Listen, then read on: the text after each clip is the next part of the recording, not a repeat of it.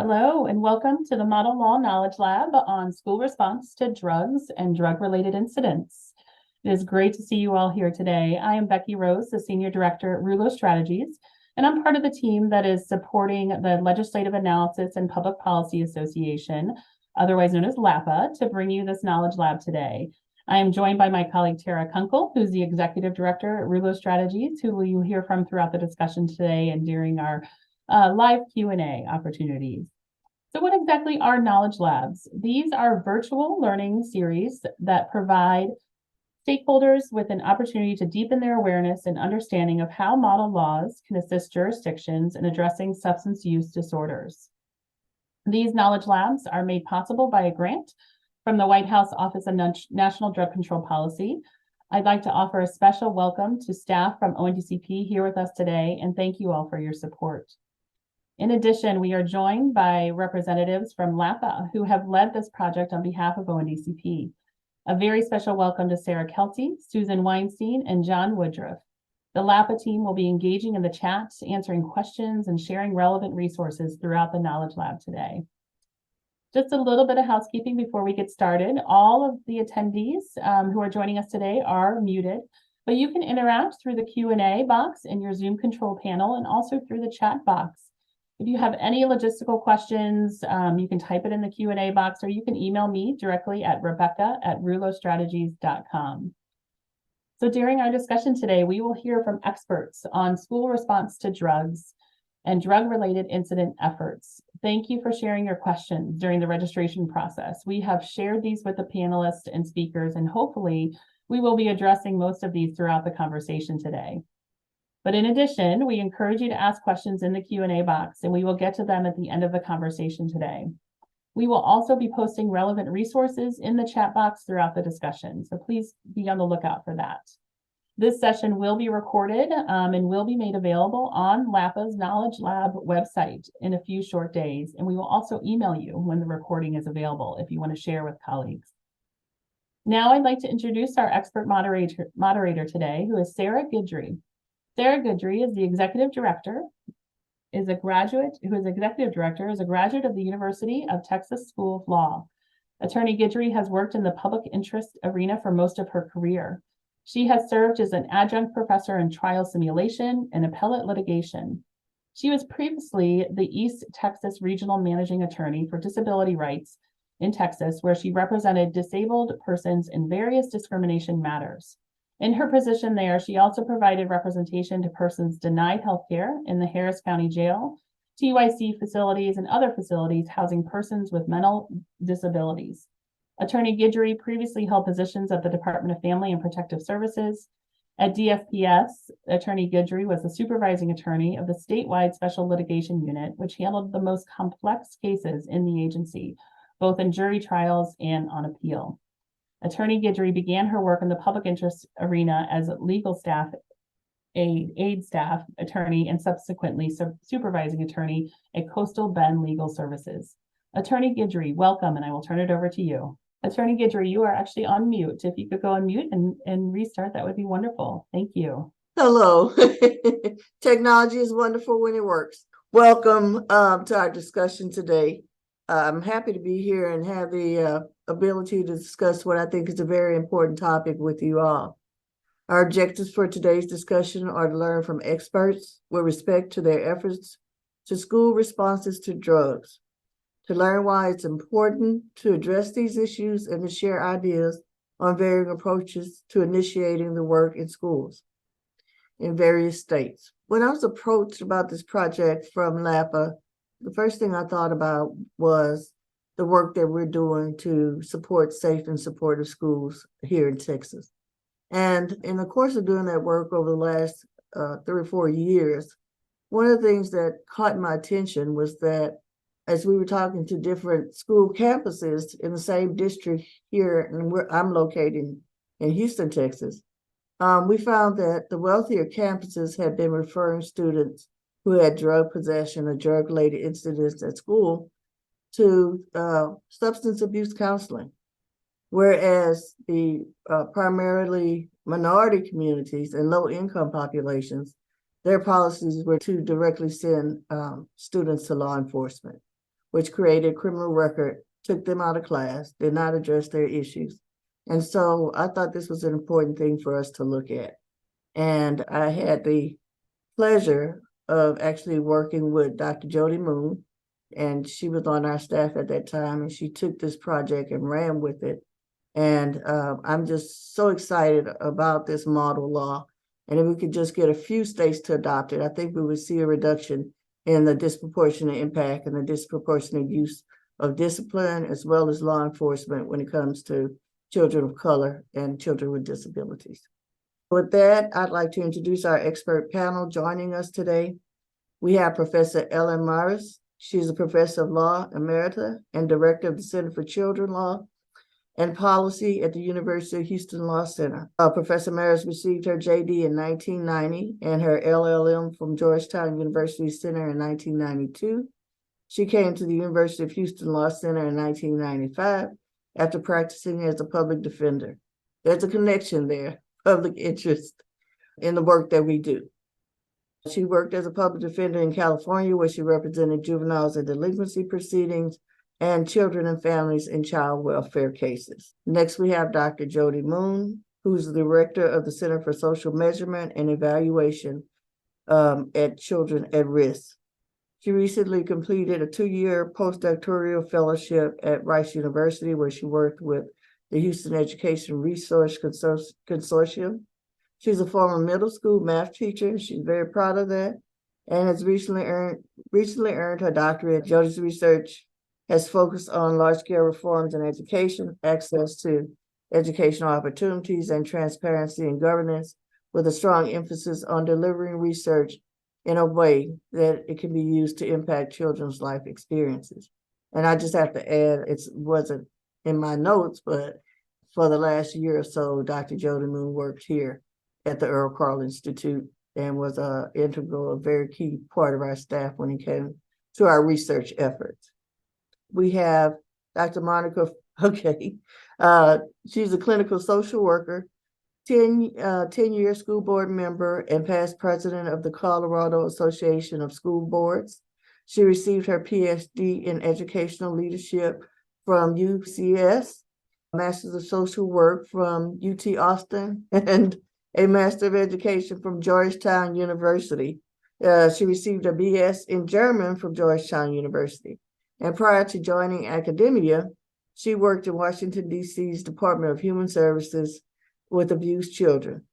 She was a social work fellow in the Yale Child Studies Center and went on to a faculty position in the Yale Child Studies Center's HIV-affected children and families program.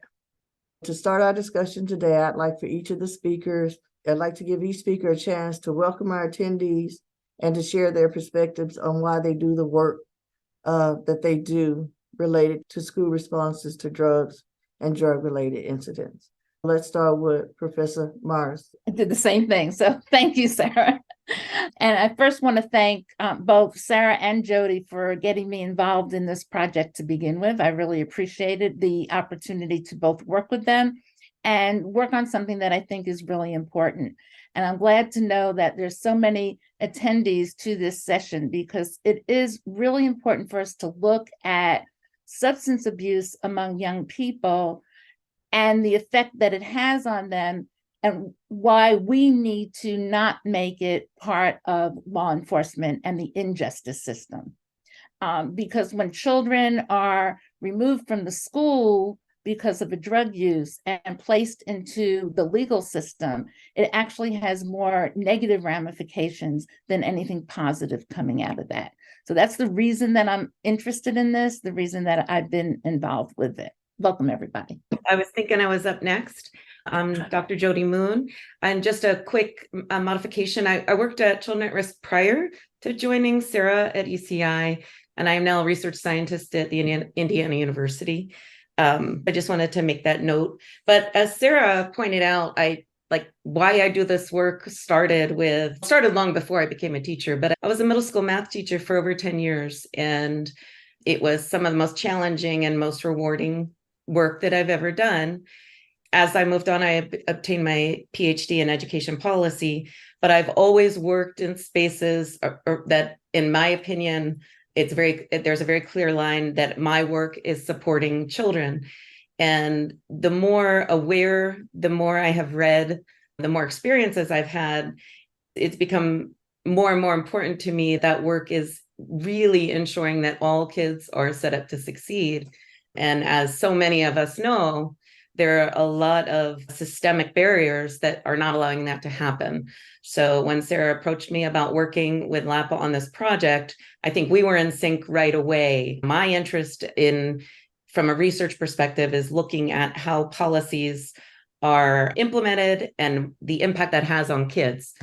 And this is a really interesting way of being able to look at that. So from my work, my main contribution was really looking at all 50 states and the current language, current as of the time of the project, and how that was either allowing schools to better support kids or limiting them from doing that.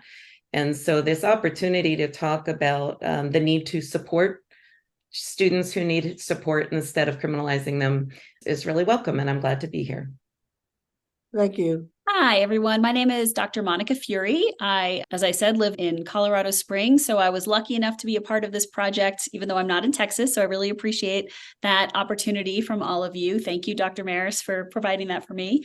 I guess the reason that I am so interested in this work is that connection that I have between social work and K-12 education. After 20 years here in Colorado, working in schools and for school board, a local school board, and then our state school board association, which represents 178 all school districts in Colorado. We have lots of different needs in schools, but our children all have the same needs. We need to educate them. They need to be supported. And this model law really does speak to my social worker, social justice heart, because as Ellen said earlier, there is a real disconnect between what happens to students who are given substance abuse treatment and people who are just students who are just put into the criminal justice system. So that's the reason that I was so excited to be a part of this, and a little bit about my background and why I'm here. Thank you. Thank you. We're gonna just have a round table, open discussion with our experts here, and I'm gonna start with you, Professor Mars. Are you aware of any examples of states or school districts that treat these types of incidents from a public health perspective? I think as a country, we've been failing to look at drug use as a public health issue. We look at it much more in the arena of criminalization. I think Europe has done a much better a better process with that, primarily because they also put more of an emphasis on supporting children than we do in the United States. They don't use drug testing at all in Europe. They found that is unsuccessful in doing anything. And rather than doing that, they use educational programs that talk to children, that involve children in a process of them understanding more of what some of the harm can be by using drugs, and giving them then support to make better decisions and avoid that. I think that there probably are some school districts that do it right. I don't know what all school districts do. The majority of school districts use DARE as their educational program against drugs.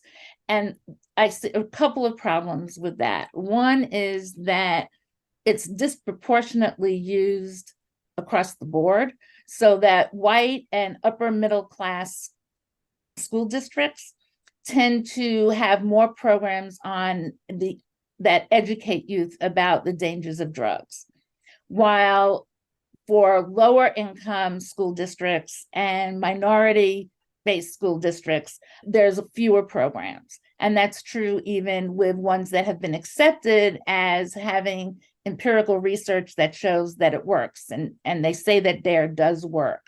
My concerns with DARE is it brings in law enforcement from the very beginning. They are the ones who actually do the teaching in the classroom, and they do it from a script. And once you bring in law enforcement, it puts youth in a very different kind of position. So then if we just looked at it from a public health perspective. Professor Morris, could you just briefly explain a little bit more about what DARE is for those people in the audience who may not be familiar with that? Sure. It's a program that was started to the positive part of it is that it gives extensive training to both teachers and law enforcement on drugs and the harm of drugs for children and what can happen if you use drugs, both to you physically, but also through the criminal justice system. And the training that they give provides a script basically for law enforcement. And they have to follow that script exactly, which again doesn't allow for student involvement in a way that would be more positive. Thank you.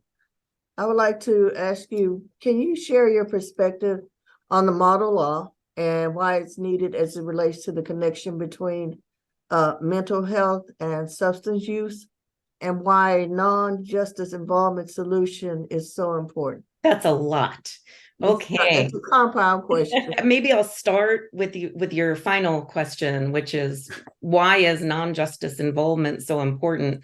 And I think in general, we can rely on the plethora of research that is out there about exclusionary discipline in general and how harmful it is and how extremely disparate it is. That it is so, there's study after study that finds that students of color, often particularly Black students, are more frequently referred to the principal, more frequently referred next up. Sentences are harsher at every level. And in fact, we see that in literature in general around the society writ large, that particularly our Black community has been disparately impacted by any law that has ever been passed around drugs. If we think about the fact that it's anything that is happening unfairly, and that is well documented in research, and then we think about exclusionary discipline just as a phenomenon that it's removing students from the classroom, and therefore it's clearly problematic to any individual student. That is problematic. So I think that we need to find ways that avoid getting kids into the system, into what is often called the school to prison pipeline. And we need to step away from that and think instead about how do we help kids so that we are keeping them in school.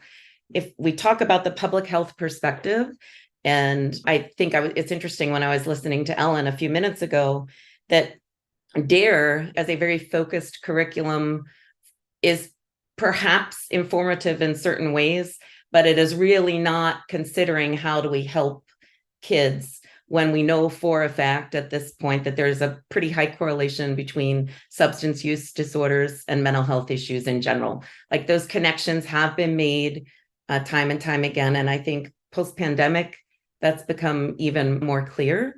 I think it's particularly important that we are removing justice involvement, however, as best we can, and B, really pivoting towards a solution that is more holistic about the whole child.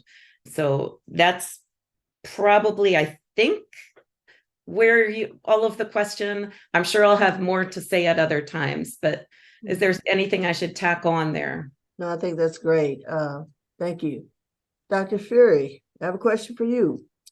What are some evidence-based practices for supporting students and offering services after fatal or non-fatal opioid overdoses? So I'd like to divide this question up into two parts, but first say thank you, Jody, for bringing in the mental health perspective, because really the very best thing that we can do for our students, especially at the K-12 level, is prevention, and also preventing those adverse childhood experiences that contribute to really negative mental health impacts, really mental illness impacts, not mental health impacts. Just in terms of evidence-based practices for after a fatality, a drug-related fatality, we see these mostly in our high schools. And there's a very specific and evidence-based practice that we should follow in each school. However, we can't always follow them because of the fact that we're dealing with people and students and families who maybe don't want to share information. But the best evidence-based practices say that we need to address the entire community. So not just the one class that child was in, if there's a fatality, that we need to be as honest as possible based on respecting the wishes of the family of the person who's passed.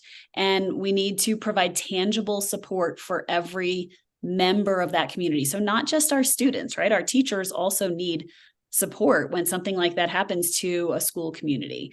And then we also need to consider the effects on the external community, what's happening in the neighborhood or in the community where the child lives. And obviously that's not a school's responsibility to provide support there, but sometimes that's the only place that support can be provided. And so there's a lot of pressure on schools to provide a lot of services that they are not necessarily funded for or specialized in providing. So that's problematic. But there are definitely there is that process that we need to follow if we're going to do the best for our students. After non-fatal overdoses, really the best thing that schools can do is support the student.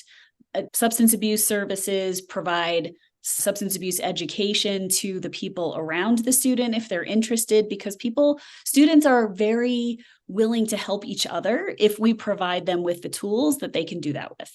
So that's a way to empower both the student who's had a non-fatal overdose and also the people around them.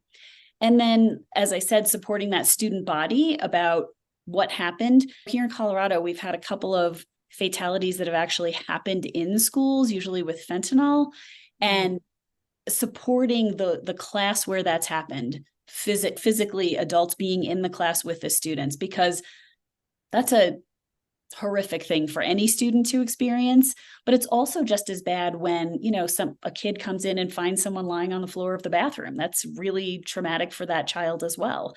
I would say that the mental health support services are even more important and on a whole for the whole community as those specific substance abuse services. And again, prevention. We all know the old phrase, an ounce of prevention is worth a pound of cure, and we're not great at doing that in our country, but that really is how we both provide the best services and save the most money. Thank you so much for that. Professor Morris, I want to come back to you. And I know you wanted to make a couple of comments again about DARE, but my follow-up question is, what are best tips and suggestions on how to get school board, principals, and others to be receptive to these types of programs in schools? So first, I want to apologize for my slight interruption. I still have no power or internet because of no power in my home. So I apologize for that, but things do happen. And I am back now. And I did want to mention that somebody had talked about DARE is still being used. And yes, it is. I think, unfortunately, it is. And in addition, they have on their website studies that indicate that they are effective. I agree with individuals who think that it's not an effective program, but since they have these studies up there, it also encourages, unfortunately, school districts to use it, I think. I think that to get people to change their viewpoint, you need to start first with reaching out to parents and getting parents more involved. I know that in the Katy School District in Texas, the parents got together through the PTA because they were upset with the zero tolerance, both on drugs and other issues. And they wanted to change what the school district was doing and not getting children kicked out of school and into the justice system instead of it being handled within the school itself. And it was the parents coming together through PTA that put pressure on the principal and the school board, et cetera, to change those policies. And then I think besides doing that, I think it's important for people to be at school board meetings, not just to discuss these kinds of issues, but to hear what the school board is looking at.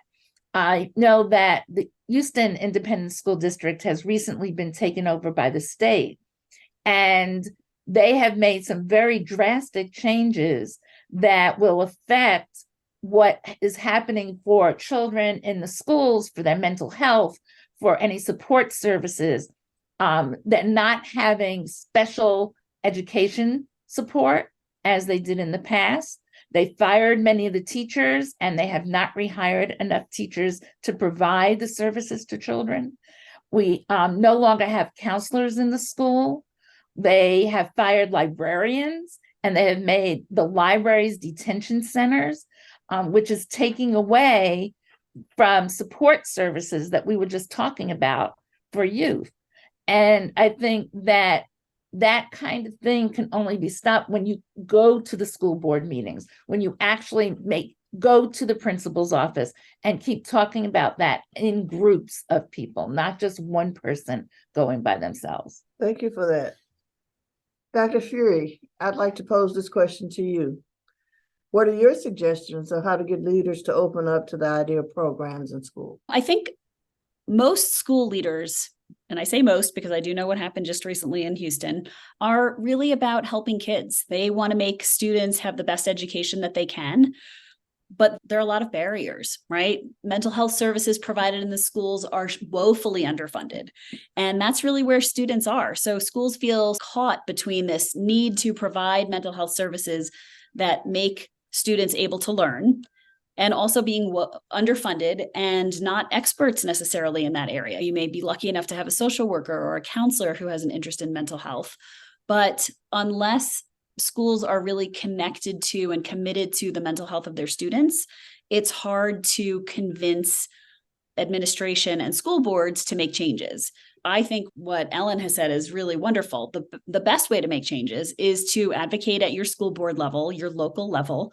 And in our state in Colorado, we have a lot of advocates also at the state level. So we get a lot of state legislative bills that demand different responses from schools for various mental health services and safety services, frequently underfunded or not funded at all. They become unfunded mandates. But having a commitment to the mental health of your students at school and via school board advocacy and also individual school advocacy really helps the school board know that this is a concern for the district and makes that one of the priorities for the district. And then educating school board members, I think, on why this is valuable and how it helps the overall functioning of the school is also imperative. And then if there's money to provide, that makes everything flow much easier as well. And I know that's one of the biggest problems in all of our states, but especially here in Colorado.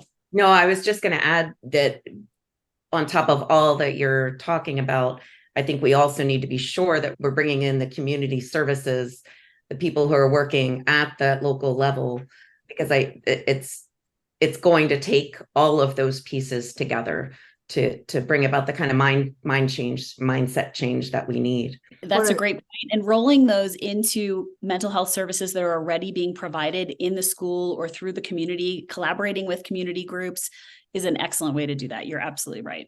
Thank you. I think that's really key to solving our problems, is bringing in the community and bringing in community groups that can actually relate to the students in that school, rather than bringing people from outside.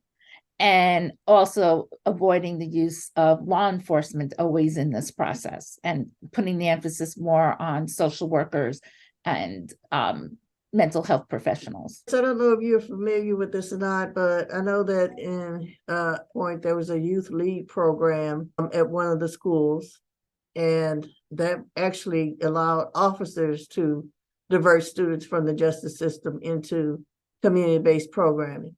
And that just occurred to me as another alternative for moving forward with this. But I'd like to ask Dr. Fury, what are your thoughts on how to discuss harm reduction and harm reduction services in school-based settings with minors? This can be really challenging because some communities are not interested in having those discussions, especially at school. One of the ways that we've found most successful, or that's an evidence-based way to get these discussions into schools, is to utilize sort of hot button topics that are powerful for your own school district. For example, if you've had a suicide recently in your school, that happened to us, and we started using a program called Signs of Suicide. And it's not just about suicide. It's also about how to be a helper when something is going wrong, or if you see something with a friend, how to be a good friend. It's all about school climate and those social emotional learning skills, which again can be like a hot button in a negative way, but it's that we found that using the phrase school climate is a way to really emphasize that we want to support everyone in our school. And so those discussions about those preventative discussions, like we talked about before, about using drugs and how not to be involved and how to help your friends not to be involved, starting at the elementary level are very powerful tools that you can use. We also talked again, as before, about community support. When you get your entire community on board, the mental health services, the activities that kids do, when everyone is on board and understands the power of the connections to kids to those different activities, it really helps you support kids in not going in directions that you want them to go. And obviously reducing harm. And then, of course, parent education. Parents are a huge part of this equation. And a lot of times we forget about them because of a variety of reasons. But getting parents involved and providing them with the knowledge to help their own children. Parents are not experts at a lot of things, and this might be one of the areas where they are not experts. Educating your parent groups in whatever way works for your community are really excellent for getting those harm reduction discussions started with both students, families, and then in your community. Oh, go ahead. I just wanted to add something to that because, again, going back to what Europe is doing with their schools, they teach rights and responsibilities from preschool on up.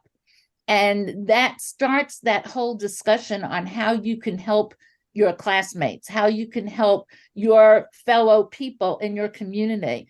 And that's something we don't tend to do with very young children, but it does need to be started there and then built up, as Monica was saying. Thank you. Dr. Moon, do you have anything to add on to this topic about partner buy-in and addressing stigma? And I would just add, we know the populations that are overrepresented in these incidents, and there has been traditionally a real stigma about mental health services in minority communities. Do you have any thoughts on that? In terms of stigma, I'm sorry, could you repeat? Yes, how to that part of address stigma associated with drug use and associated with mental health, the connection to mental health, in terms of trying to get buy-in from the partners that Dr. Fury and Myers have already talked about? I do think it comes back to that education and engagement at a community level. So it's parents and community providers working in tandem with schools to educate all. I was reflecting on the conversation that was just had, and a lot of what I saw in doing research towards the model law was relying on CASEL and positive behavior supports and curricula that are much broader than how do we treat kids or educate them on drugs. It is a focus on the whole child and the social and emotional supports that they need.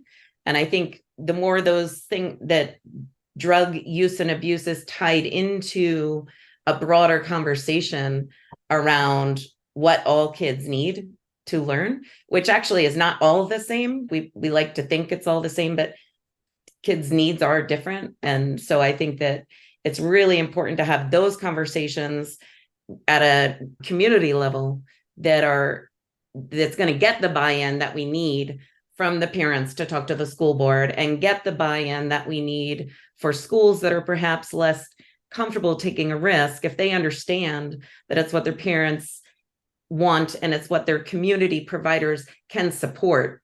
There are actually some pretty innovative ways that can happen with federal funding around substance use and mental health issues that can feed into the schools. Speaking to Monica's point about schools are already tapped to do too much. They don't have any more money or people, but I think that there are ways that we could be facilitating that level of support. And that's what I would like to see. It doesn't address specifically stigma, but the stigma is only going to be addressed if we are more clear and transparent around what we really believe, which is that drug use, abuse, among, or especially among our young people, right? Definitely at the adult level, but especially among our young people, that needs to be addressed from a supportive public health perspective and not from a punitive perspective. Dr. Furry, do you have anything to add, or Professor Mars? I saw both of you shake your head when we mentioned the word stigma. I totally agree with what you said, Jody. And a stigma surrounding, and not just the stigma surrounding substance abuse issues or criminal justice involvement, but the way that impacts a child for the rest of their lives and the trauma that they sustain after being involved in that system, we can't underestimate, and it's really hard to undo. The only thing I might add with that is that DC had a program for a period of time where they were doing vertical case management with kids in schools. And it involved an expert in mental health. It involved an expert on legal issues that might come up for the child. And they had experts on immigration, family dynamics, and they would talk and come up with a plan that could help the child and the family rather than it going through a referral to a mental health facility in the community that the family wasn't comfortable going to, or to law enforcement and involving the family with law enforcement or child protective services. And so it came up with community responses after talking with the parents or guardians and the child to see what they felt they needed, building on their strengths. And that worked really well. The problem, which Monica mentioned previously, was, of course, funding, because how do you fund a program that is so broad and extensive? And it started with volunteers, and you can't keep that going forever. At some point, you have to also put money towards it. And I think it's more of a redirection of money rather than coming up with new funds. But just to follow up on that, are you familiar with any curriculum or training programs to educate young people about drugs? And same thing, what about school resource officers? Like I mentioned, DARE does that, but their emphasis really is on making sure law enforcement is involved. And although somebody had mentioned in the comments that in the chat that the curriculum has changed since the 90s, and I think it has to some degree, but I looked over their recent curriculum and the emphasis still is involving law enforcement. And I do think that's a problem. Street law, which is a national program that has a variety of different kinds of training programs and involvement of youth into the programs, has things that can deal with both rights of youth, responsibilities, issues around drugs. Again, they do a lot of that within the legal system, but it's not with involving the legal system into the child's life. And the curriculum is based to involve the teacher and the children, not so much parents, which is the one piece that they're missing, but it involves the children in their educational process. So it's not being lectured to, it's them taking on projects that help them learn more about these different issues. So that's one curriculum that I would recommend. Dr. Moon, can you share with us any additional resources around curriculum or training? I think, again, a lot of what I learned in my work was seeing some organizations that were really attempting to fold in the education around drug use into a broader approach that really, what I as an educator fall back on is whole child, but it doesn't necessarily need to be singled out. It's not something like the curricula's recommendations is not something that was in the model law. That was not our intent, because we did see that's something that has to come from the community, right? Not only is every state going to have different sets of requirements and expectations, but then within districts, there are differences. So I think that what I would encourage school districts to do is to look at what existing tools are in place that could be added to or used in a broader way that would support this notion of a public health approach to our kiddos. And I think there's a lot. SAMHSA has a website. I think Becky can share that in the chat, but they just call it like evidence-based interventions. They have a huge list of resources that can be relied upon, but what is appropriate for one district will not be appropriate for another. So there's not one size fits all in this regard. So that's how I would add to what Ellen had to say there. Thank And you. if I could just add to that as well, you Mhm. need, not only do you need a curriculum that's going to be effective for your own district or your own community, but you also need buy-in from all of the people who are going to be involved in it. You need from the school board down to the administration, down to the teachers who are going to be teaching it. And if they're not bought in, the students are going to know that that's inauthentic. It needs to be something like Jody was saying that really speaks to everyone in the district and supports the goals of the district so that it feels authentic and integrated into the whole curriculum. Mhm. Thank you. And if we want to I bring also that back think to the with- model law, I think that it also needs to be that there's a certain set of expectations at the state level that districts are delivering to X%, depending on how a state chooses to adopt the model law. We need to at least set those expectations. We also need to think about it, not just meeting the needs in the district, but sometimes it's the individual schools.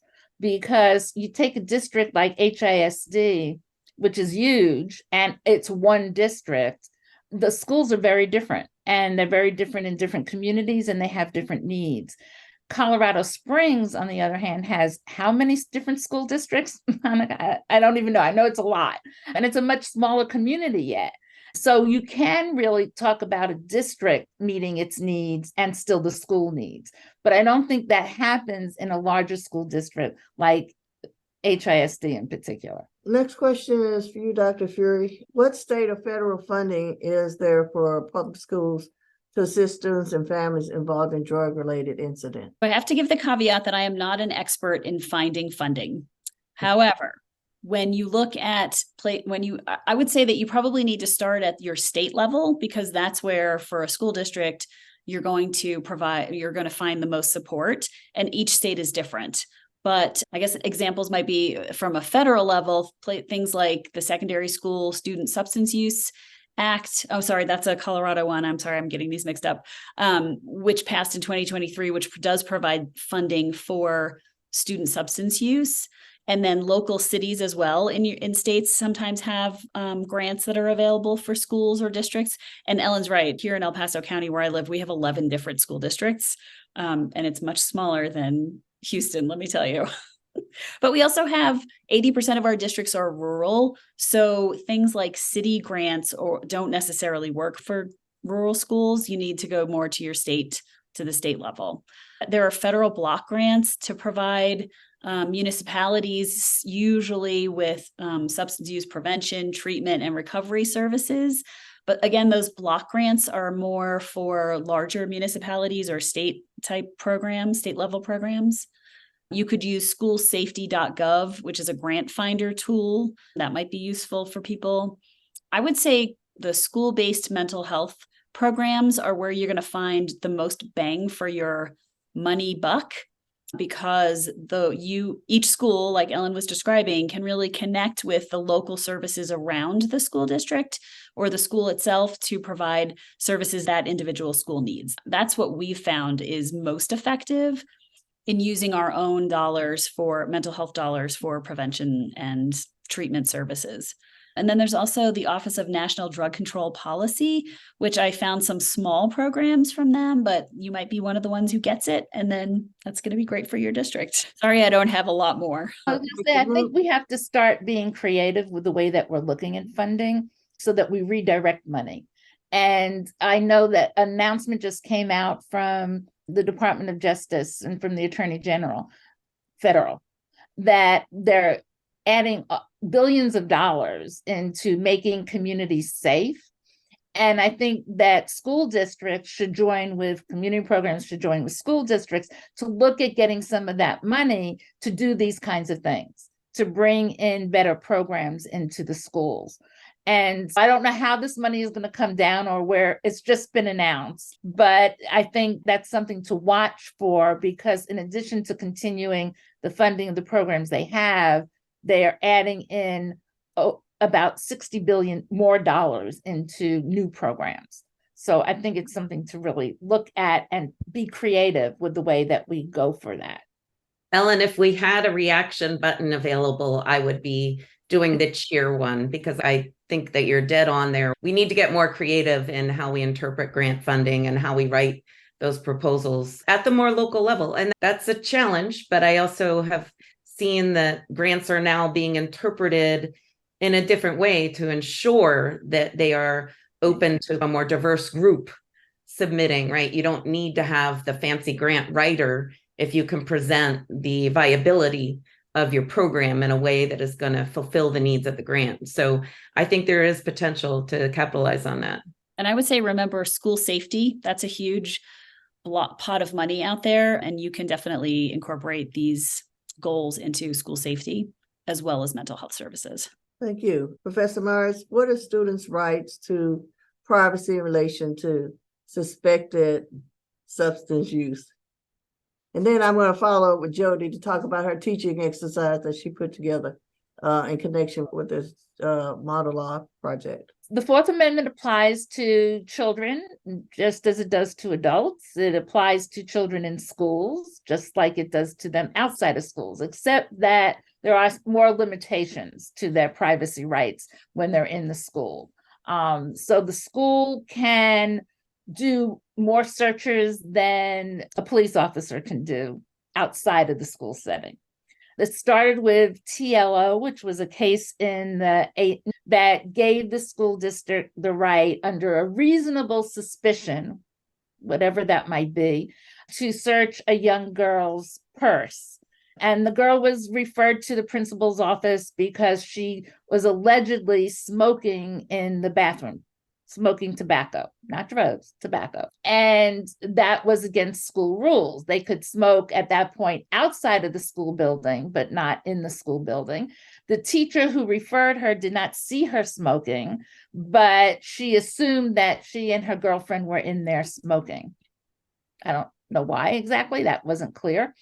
And the principal searched the purse and found in that process a list of people who owed her money in dollars amounts and baggies to use for selling drugs, but no drugs.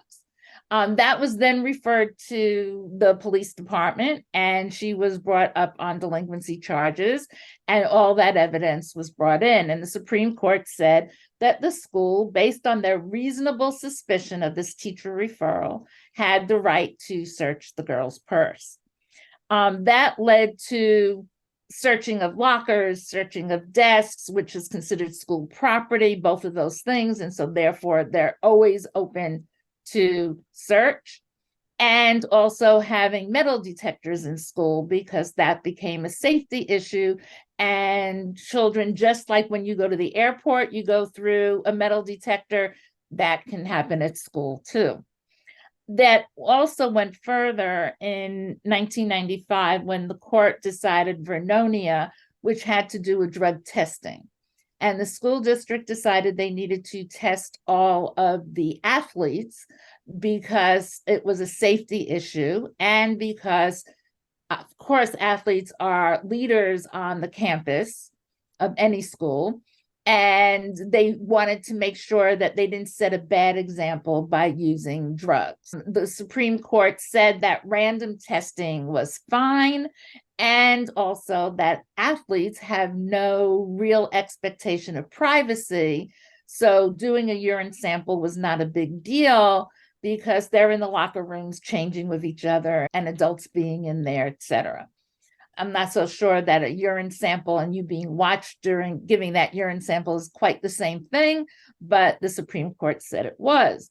They then went further in Earls in the early 2000s and said that not only can schools do random drug testing of athletes, but they could do that of children in all extracurricular activities, because those are also leaders and they also have a limited expectation of privacy. Now, how somebody competing in a chess match has a limited expectation of privacy, I don't quite get, but the Supreme Court said that was true. And we were concerned that this was going to lead to further testing and also further physical searches of children. But the court did stop short of allowing searches of children in schools. So if a school tries to do a strip search of a child, there they do have that expectation of privacy that is the same as adults.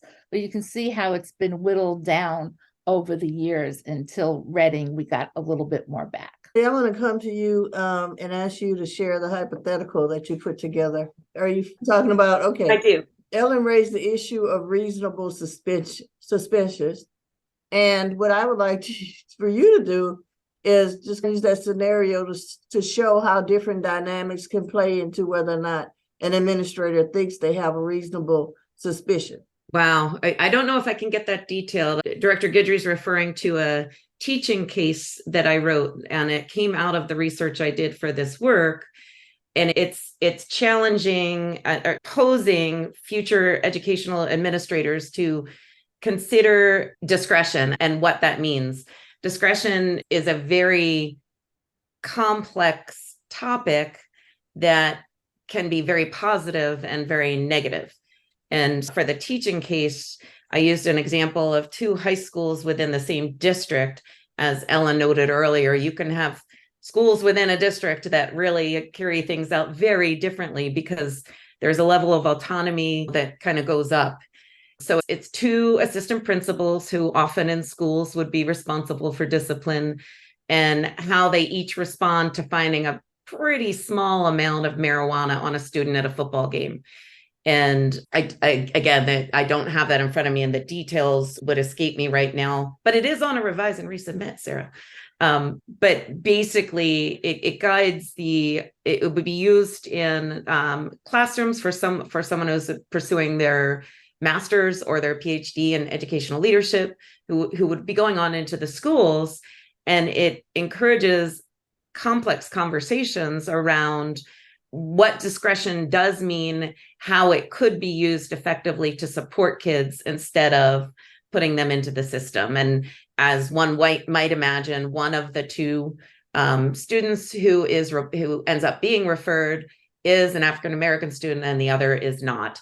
There's a lot of nuance to the story, but it ultimately, the idea behind a teaching case like that is to make sure that it is messy and make sure that our future leaders in schools are thinking about these things ahead of time.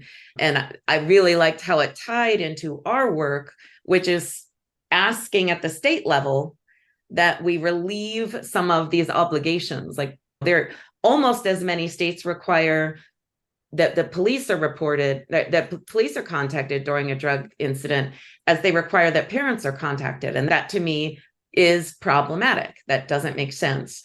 So if you think about how we might influence change, policy change, you've got a lot of it has to happen at the local level. You've heard Monica and Ellen talk about that a lot. But if we don't make some of these changes in state law, some of those things can't happen. So I'm going to answer our first question again, which is why this work is so important, is that we have to approach it from every angle. We have to look at the policies that are in place, and we have to communicate and engage our community in the desire for change. And if we keep doing that, I see that eventually we're going to chip away at some of the gross disparities that exist. Thank you. I just have one follow-up, Jody, and we'll wrap up our discussion. But how do you suggest people use the model law? That I think part of what I shared there is part of it. I think if we look, there are a few key components from a researcher's perspective. Better data collection would be hugely helpful. If you look at the research that is being done, there's much of what we know around exclusionary discipline is very messy, and it is not clear a lot of the time whether those were responses to drugs versus other what are viewed as more serious offenses. If we could separate out those data, and Ellen spoke to the children's right for privacy amongst other things. I know I know there's all the legal stuff about right to search, but FERPA tells us certain things as well. But we could make those data available to researchers who are going to better identify disparities, call out things that will help us communicate to the communities that we need to communicate to that things that are happening right now are still not fair. They're not. And so I think that one part of the model law that would be great for people to look at their state specific requirements would be at a very basic level, some data collection around this issue.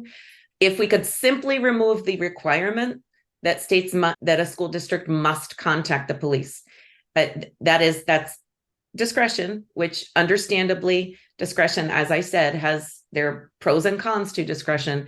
But if it's no longer a requirement, then in the districts that are doing the good work, they can continue and push the needle further in that direction. If you could have really innovative people in a school or in a district, but if they know that they are constrained in that regard, then they have to do that, and they should, because it's the law. So we need that to change at the state level. And then in between there, if you review parts of the model law, there are a lot of other recommendations that I think are really important. I think taking a really good look at what's going on within states, which we could not do in the scope of this work. But someone earlier spoke to, I don't know what's happening at every district. There are districts who are being more creative.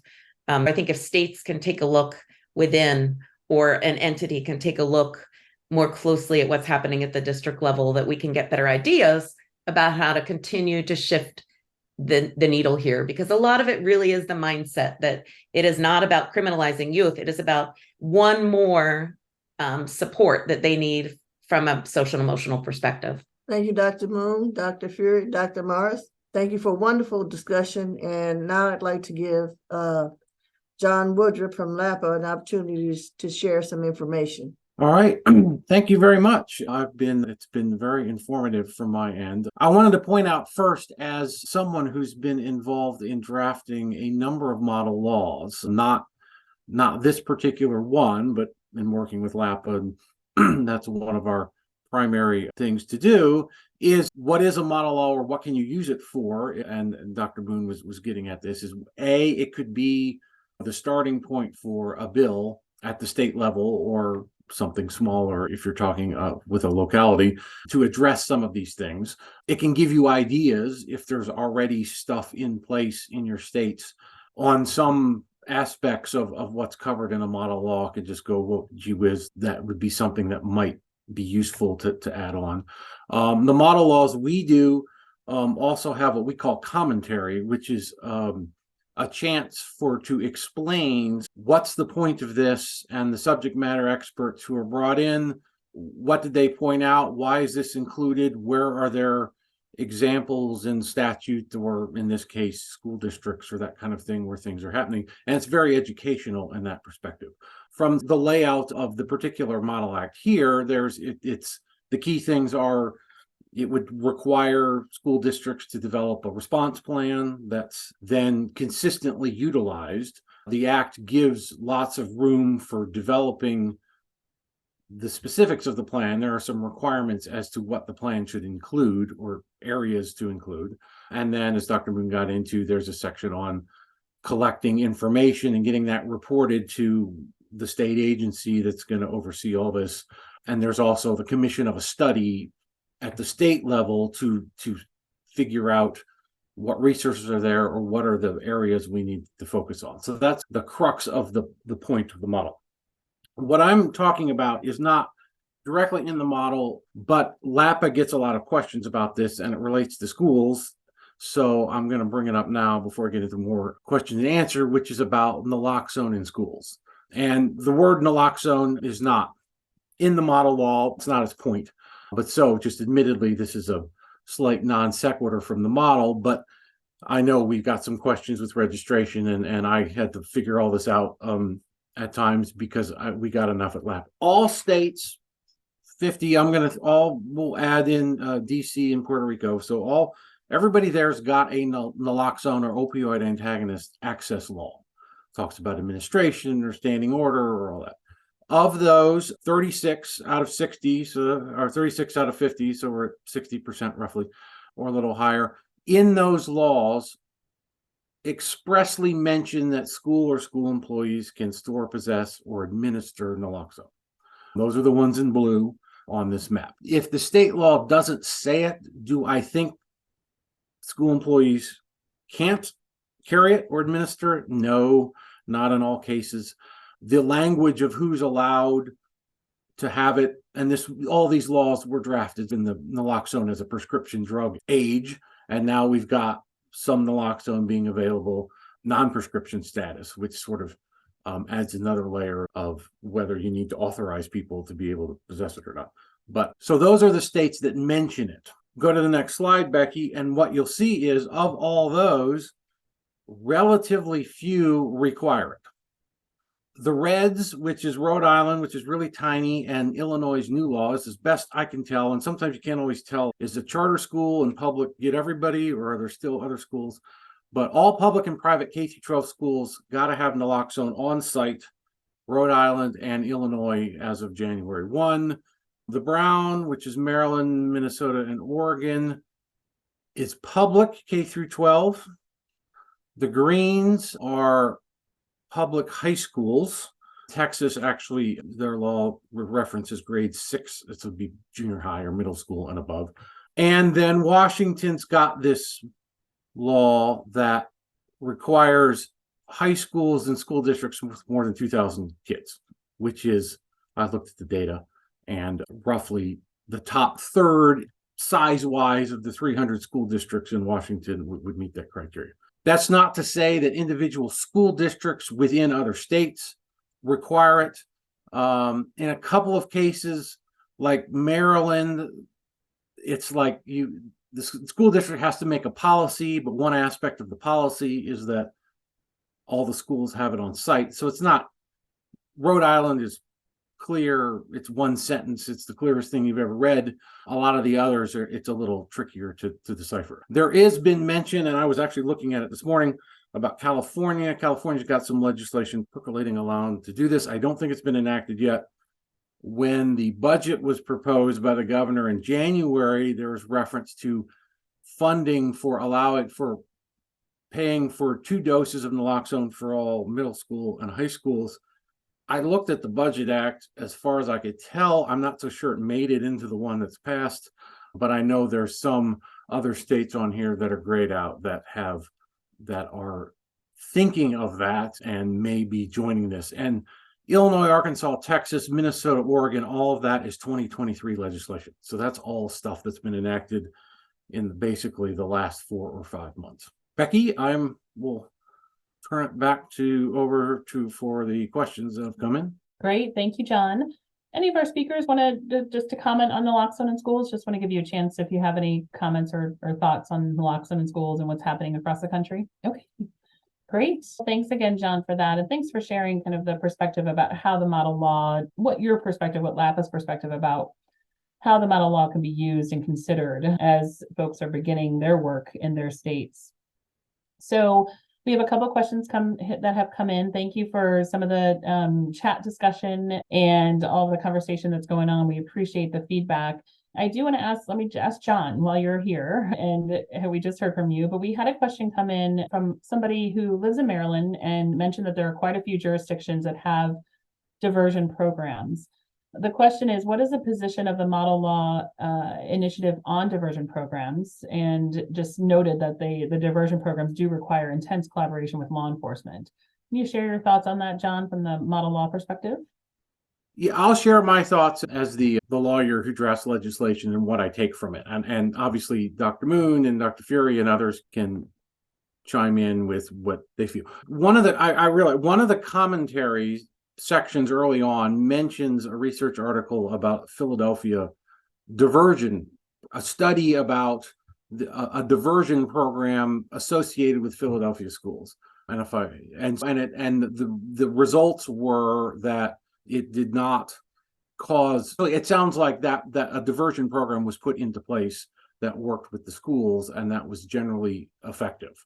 There's also the response plan piece of the model is broad enough that there could be connections made in the community between the school and some sort of program.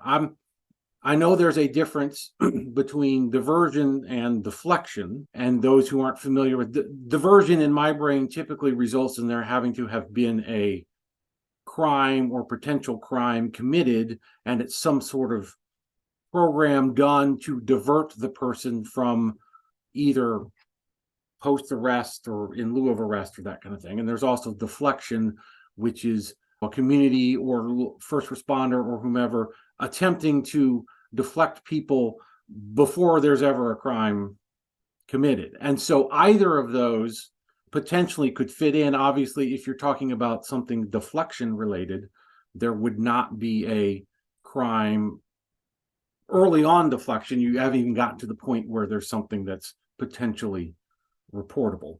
But I think the law as drafted is broad enough to incorporate that in. Obviously, there is a stated preference to not automatically defer, don't automatically report. So something that diverts or deflects before that happens would be consistent with the model.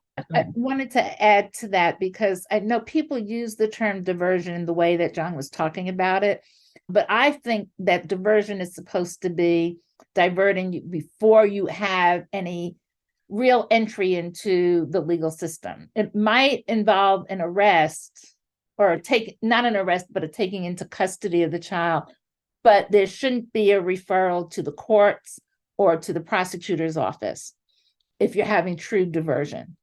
And I think that this model code really fits with that you can not involve law enforcement from the very beginning, and that the schools could handle the problem. There are communities that have been doing that. I know in Houston, in the 5th Ward, they set up a program where kids from the 5th Ward, instead of being referred to the legal system, are referred to a community agency for anything that's less than like a homicide. But they first deal with it there with mental health services rather than law enforcement and the courts getting involved. But it takes a lot of work for everybody to work together to agree to that. And there were a lot of meetings between the DA's office, the public defender's office, the police department, the county sheriff's department, everybody being involved to make sure that could actually work first as a first step, with not having any kind of record in there for the child. And I know that Miami-Dade County has a program like that too, actually for all of the first-time offenders. No matter what the charge is, they can be brought to this community program first, and it's dealt with there. If it's not successful, they can still make a referral to law enforcement later, but they first try to work the problem out within the community itself. Thank you, Professor Maris. I appreciate that. Dr. Moon, I had a question about data. You talked about data and what's referenced in the model law. So thank you for referencing that. And it's a great section to read. One thing that you and I had talked about in some resources you had shared with me to share in the chat was some national level resources. So can you just mention some of those national level data sources? Because we did get quite a few questions about data and what's available out there. And then I'll link those in the chat for folks too. But if you could just briefly mention those, that'd be great, Dr. Moon. Sure. Obviously, in thinking through the goals of the model law early on in conversations with Ellen and Sarah, part of it was when you start, you need to know what we know about what's really happening. So one survey that we looked at was the youth risk. I have to look at it because I'm bad with acronyms. It's Youth Risk Behavior Surveillance System. And that looks at what is reported in it's a regular annual survey. I believe that due to COVID, due to the pandemic, it was 2019, and now the 2021 data is available on that. So that's tracking from the national perspective, what's going on. And I think from when we were using 2019 data, and for instance, it provides information like over 20% of students who participated in the survey reported that drugs were available in their school, right? So these are the things you need to be thinking about. Is this a big issue? Is it located in specific places or not? But so drugs clearly are being used. I think that 2021, there was very little shift in that particular data point. I think that maybe that's the one where it was basically steady or decreasing just a little bit. But in terms of usage, when we break that data down, there are groups that are showing increased use, and those are problematic and troublesome because those are kids who are disadvantaged in other ways as well. So like the LGBTQ plus community shows reports engaging more with drugs, with girls as opposed to boys, or women versus men, or however you would classify that, are showing perhaps slightly increased usage. So that was one of the resources we used. And then SAMHSA also has the National Survey of Drug Use and Health. And these kind of data, they're distributed nationally. It's anonymous. Kids are not hurt. I know that the administration of something like that is huge. So I think that's one important part of it. I know that from a research perspective, to be able to inform, say, for instance, a few states do engage with parts of this model law and implement some changes, we would want to be able to look at that and say, this actually did have an impact, and here's how. And with the data that schools report right now, that would be very challenging to do. Perhaps within certain states that can happen, because as states will do that at different levels of efficacy. But it would be great to be able to start looking at that more closely, because it is just one more component of the school to prison pipeline and so many things that we need to remedy as a society. But this is a pretty managed, focused part of it. So that's why it's worthwhile work to think about. Great. Thank you, Dr. Moon. And we did put in those resources in the chat too, if you weren't familiar with those or need those direct links too. Thank you very much. We've got one more question, and Dr. Furey, I'm going to ask this to you. It's a heavy question, and you talked a little bit about this in one of your remarks earlier in the conversation, but talking about trauma and childhood trauma. And the question is really about, what are your concerns with students unpacking traumas and then having to pack feelings up and return to class?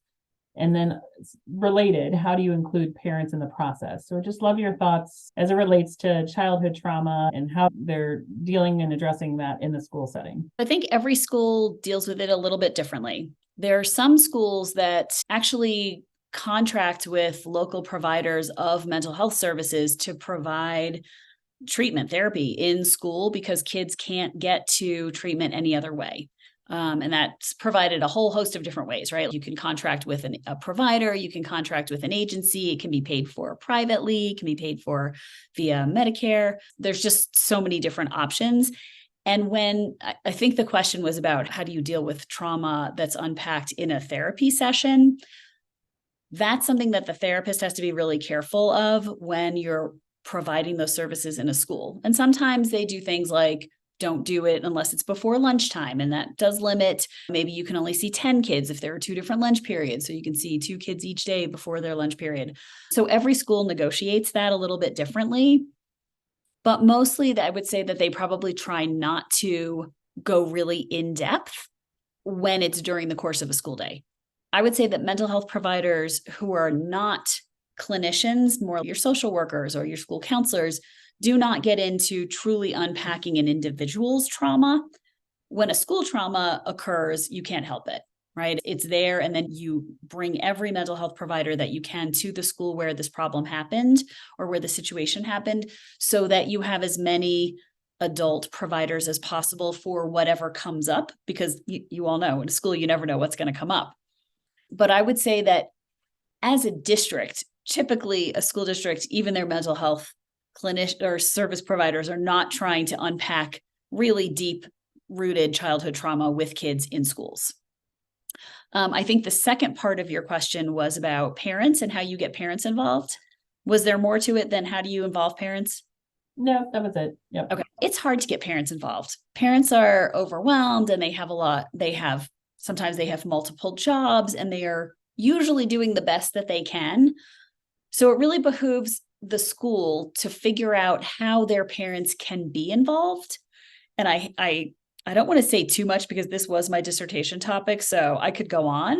But really, it's the schools need to provide effective communication. They need to provide trusting relationships to and with parents to create that positive feedback loop. Parents want to come to schools with their problems. Schools feel comfortable going to parents saying, this is what's happening. That's the best way to get parents involved, is to show them and communicate with them that you care about their children and that you're doing everything that you can for their children and you want them to be a part of the process. Wonderful, Dr. Fury. Thank you for that perspective. I appreciate it. And at this time, I'm going to turn it back over to Attorney Guidry to just lead us in a final wrap-up session. If all the speakers could be very brief in their final remarks. Attorney Guidry, over to you. Thank you. I want to thank LAPA for involving us in this project. As a institute that's associated with the HBCU, this is of quite significance to us in trying to change the world as we know it to exist. As people of color, LGBTQ, people with disabilities, children, I should say, are being impacted and sent to the school to prison pipeline for things that are not being addressed, by not addressing underlying causes. And I know from personal experience in doing this work that where there are higher income communities have been doing this type of thing for years, while our low income communities, which are the people that I represent, have not had the ability to access these kinds of supports. Thank you for giving us an opportunity to have a broader word on this issue across the country as we continue to do our work here locally. And with that, I'd ask for closing comments, and I'll start with Dr. Moon. Well, I'm not sure I can add much. It was such a fascinating project to work on, and I really appreciate that LAPA joined with UCI to do this work and supported this work. I think that it's not insurmountable, but we have to break this into pieces if we're going. I believe that to bring about change, we have to break it into pieces, and this model law is a great example of a piece that could begin change within states or within districts, as noted, that it might not be that the law has changed, but if someone relies on this to look at what's going on at the district level or within district bylaws, then that would be meaningful. Every step is a step in the right direction. So I was really delighted to be a part of it. Thank you. I'd just like to add my thanks to everyone who worked on this project and to how proud I am to be a part of such an impactful process that can really make a difference for students all around our country. And thank you to all of you who participated today for caring about your students' mental health and how we can create more equity and fairness in our world for students. Thanks. Thank you. And finally, my friend, Dr. Ellen Myers. Thank you, Sarah. And I want to thank you, Sarah, for getting me involved in this, and Jody, you reaching out and making sure that both I and my students were involved with it, which I really did appreciate, because it gave them some additional insight too, as they were doing the research to help. I think this is really important because I think it's really crucial that we leave law enforcement out of the first steps. And this model law and the people's interest that everybody's displayed during this webcast leads towards that. And I think that's really important in order to stop that school to prison pipeline. That definitely impacts minority communities, soon to be majority minority communities, much more than their white counterparts. And as our numbers are going down in the delinquency system, it's not proportionate based on students of color. They are still coming into the system at higher numbers, which just creates additional problems. And if we can stop that, I think it will make a big difference. So thank you. Thank you all very much. I really appreciate those closing comments and all of the wonderful information that you all shared today. It was a great discussion, and a special thanks to our moderator, Attorney Guidry, for sharing your expertise and guiding this discussion, and to all of you, our experts, for sharing your experiences with us and all of the great information. It was a great discussion.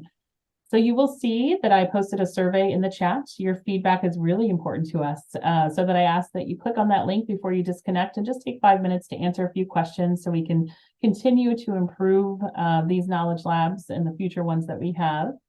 The recording will be made available on the Knowledge Lab tab on LAPA's website, along with other resources that we shared today, including additional previously recorded information on the topic from some of our speakers.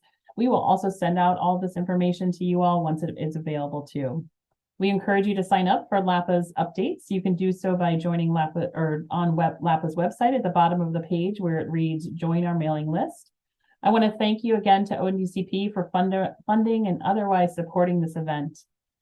Our next two Knowledge Labs are occurring the week of November 13th, and I have provided the links in the chat for you if you're interested in learning more about the topics of treatment in emergency department settings and also substance use during pregnancy and family care plans.